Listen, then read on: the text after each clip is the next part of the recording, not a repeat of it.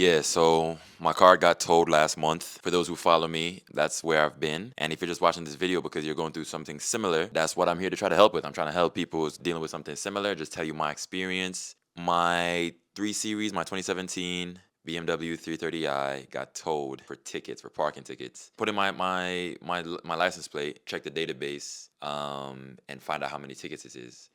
It was $6,329.86 in tickets. Yeah, I know that's bad. So then I called. I'm like, okay, what I got to do? And then also, it was $1,300 in towing fees. The minute they tow it, that's an extra like $890 the minute they tow it. And then it's $50 every day for the first 3 days. And then it's $30 a day every day after that, like a storage fee. So the total after the tickets that were in judgment and then the total the towing fees, which totaled to $1,300, was $7,544, and that was a total to redeem, right? So I'm calling, I'm like, yo, I don't got 7 bands, you feel me? Like, what can I do? And they tell me that I can basically do a payment plan, and for the payment plan, whenever you get towed, you have to put down 50%. So I gather the 50%, and I go to the Department of Finance in the Bronx. They have 5 locations. There's a location in every borough for the Department of Finance, right? So I go there, and I'm like, okay, I'm about to pay. By the way, when you go, you want to bring cash, because if you bring card, they're gonna charge you 3% or 4%, something like that, processing fee. So I go in there. There's bare people.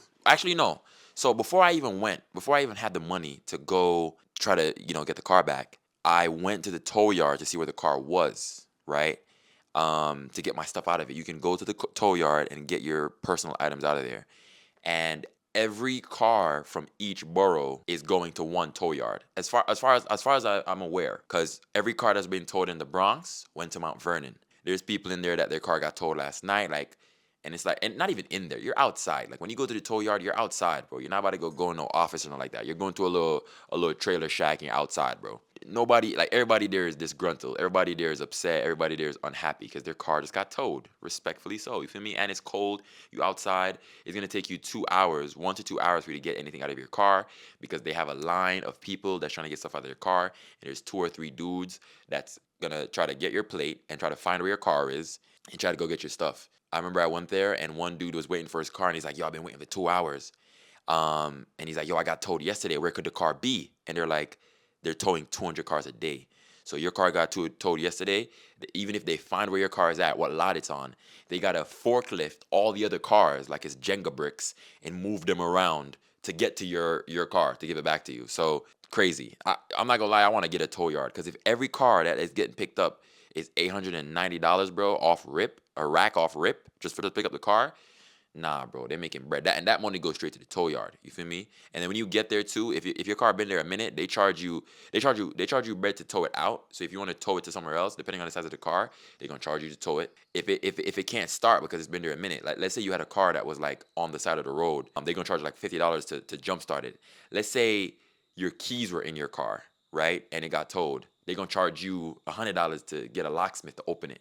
You know what I'm saying? So boom, I go there, I get some of my stuff out. I had equipment in there, I had some stock in there for my clothing brand. Had to get some stuff out of there. So I did that. And then I try to go deal with the situation of, like, actually getting the car back. So I'm in the Department of Finance now, ended up having a rental. And this is what you need to do to get your car back too. Your car has to be registered and insured for you to get the car back on the payment plan. So it's gonna be a 50% down, and then your car has to be registered. And for your car to be registered, it needs to be insured. So it's like they just want your registration, but for any DMV to give you registration, you need to be insured. So you basically need to be registered and insured. My registration was expired. My registration was in another state. I drove 3 hours to go get registration. Oh, here's the next thing too. The state that my car was registered in, they need the car to be physically there to renew your registration. They do an inspection and the registration on site at the DMV, right? Which was convenient the first time I did it. But now, because it's expired, they're like, yo, we're not gonna renew it until you physically come and do your inspection the same time. So that's a catch-22. I don't have the car to come do an inspection, and I need the registration to get the car. So I call my DMV and they say, listen, you can come in and we'll give you a temporary registration. You can take that registration and go to your the city that your car got towed in and give it to them for your registration purposes, so you can get the car out. But the temporary registration is only gonna last 24 hours. So I'm like, bet I gotta move fast. So I get a rentee. I rent an enterprise car, $300 down payment, $100 a day. By the time I drive back, it's the end of the day. So then I go the next morning, which I have until like the end of that day for the temporary registration to work. So I got one day. That's my window. And I go in, show them that I have like a plate registration. They're like, okay, we're gonna process the payment plan for you. So this is where my situation gets extra dicey. You feel me?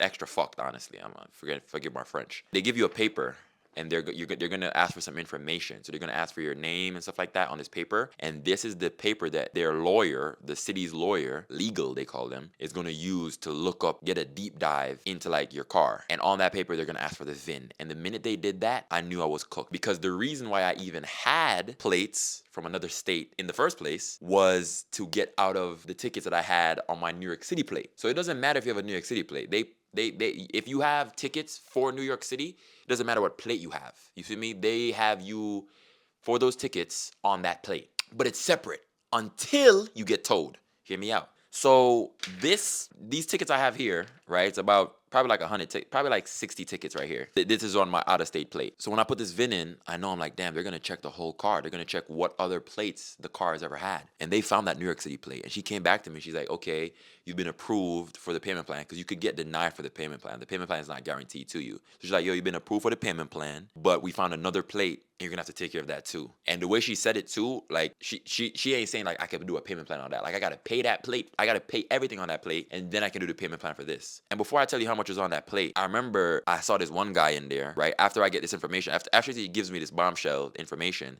I go sit down. I'm trying to figure out what I'm gonna do next. And this one guy is fuming, bro, because they have a court in the Department of Finance too.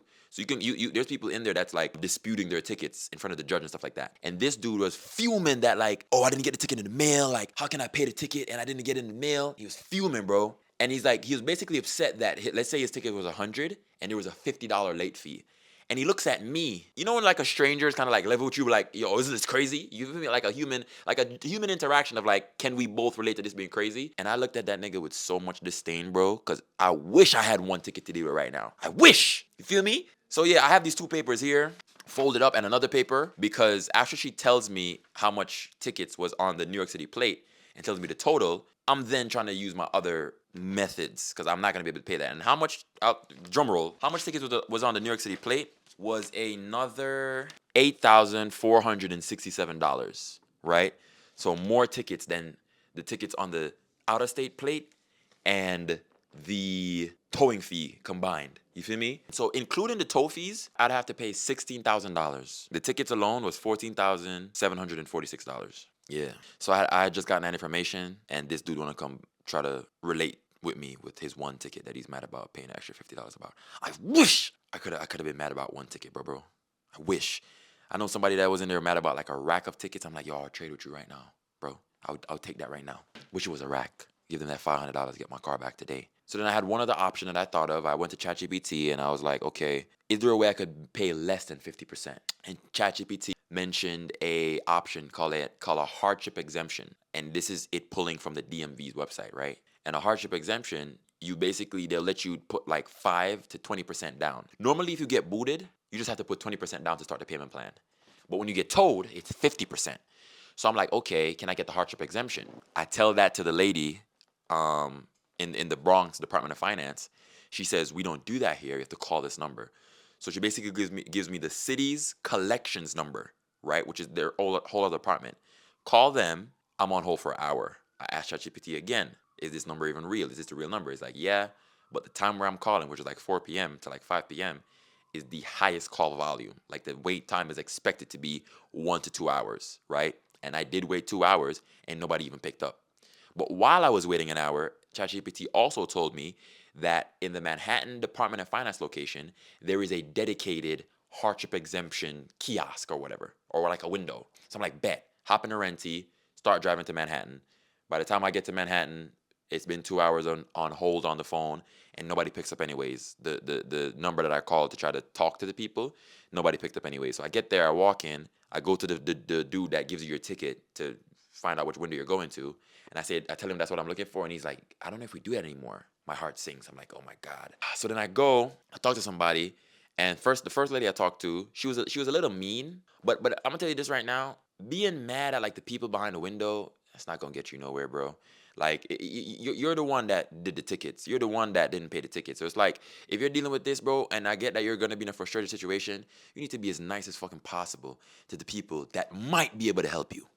You know what I'm saying? Like, you only should be mad at yourself. Like, I saw that speaking of old boy that had to pay the late fees, like, he was blacking on some of the, like, it makes no sense to black on the workers, bro. It makes no sense. Because who knows if there's one other thing they can do to help you, and it's up to their discretion. Maybe there's nothing they can do. And even then, you're just stupid for being mad at them. So it's like, even though she was a little cold, I want to say, I wasn't mad at her. You feel me? There's bare annoying people coming in. I got bigger problems. So then she shows me, by the time I get to the city, my file is updated. And she looks at my file, and she don't see one plate no more. She see the whole number, and it's signed by legal. So I'm like, can I talk to legal, right? And she's like, not really, but I'll let you, right? Now my number, I don't have a number for the kiosk no more. I just end up going to the next window. The lady that works in legal, she was on lunch. I waited for like 30 minutes to come back from lunch. My number, I don't even have a number. You get a little ticket. My ticket's not even in the system no more. She just calls me up. She's like, listen, I'll help you now. And I go up to the window, and she was nicer. And I guess she told me in the second, like, this, hearing from a second person with like a nicer tone, it sunk in. She was like, to get the car back today, you have to pay in full $14,746. And that wasn't including the towing fees, right? It would have been $16,046 total with the towing fees. And then she looks and said, you have the money? And I was like, no. And then she was like, yeah, because listen, once you get towed, the DMV now has, like, it goes legal, basically. Like, lawyers get involved because they have possession of something of yours. It's not like when you get booted, you have possession of something of theirs. You know what I'm saying? When you just have the tickets and their judgment, you just owe them money, but like nothing is collided yet, right? You're an unstoppable force on the way to an immovable object, but you haven't collided yet. But when you get towed, they have your asset or your property or the bank's property. So they have to, it's legally, like, there's a bunch of stuff that has to go through it. Like, and also the tow yard, I think it's private, but they have some type of licensing with the city. So that's probably some family business, but like they have some, and only one person get that licensing. But it's not cops towing your stuff. Like, it's not, you feel me? It's not trained cops. It's like it's some Hispanic dudes. You know what I mean? It was in the Bronx. So I don't think those are city workers, but they have some type of city contract. So then that's a legal thing in of itself. So it's like, basically, once you get towed, they get higher leniency to scan your shit across all states. And let's say I didn't rack up tickets on the out-of-state plate. Anytime I got scanned or anything, you'd have had to check my VIN to really see like all those other tickets from the New York City plate. So yeah. So my the original like loophole worked, but I double effed up. You know what I'm saying? So yeah. And it's just like, yeah, there's and it's also signed, like there's some box checked by legal that it says has to be paid in full, right? Probably because of like, okay, you don't seem trustworthy because you tried to finesse us one time. We don't think you're gonna even stay true to this payment plan if you did find the $7,000 to put up right now. I got 45. You know what I'm saying? I got 45, like 5. You know what I'm saying? So it's like, bro, like, damn. Now I need 7, and I had to rummage to find that 45. You feel me? So yeah, I walked out of there, went into that Nissan Sentra that I was renting for $100 a day, and was one day over right now. You feel me? And I sat there and I was like, damn, it's quiet for the car. Called my best friend, my boy Kaz in the Army, and I told him, I was like, yeah, bro, I just lost the car. Yeah, and that was a month ago. That was a week after it got towed. So I was taking the train and stuff like that already, and I only got the rental to move around, to drive out of state to the next state. And I was like, okay, yeah, I got to get to grips with it. And I got to figure out how I'm going to get to my shoots. You know what I mean? I have a creative agency full time. I shoot content for different brands and photo shoots and video shoots and stuff like that. So I got to get, like, your client didn't care what car you had before. So it's like, yo, you just got to get to the time. You got to get to the time. It was brick. I was on a bus. I took every form of transportation this past month except the helicopter or a plane, right? I took every bus. I took the regular bus, the select bus, the cross borough buses with the more comfortable seats, the $7 ones. I took the train, the numbers, the letters, all the trains. I've taken the train, I've taken a train before, but that's why I worked so hard to get a car in the first place. You know what I mean? I've had a car for 4 years. So it was very humbling.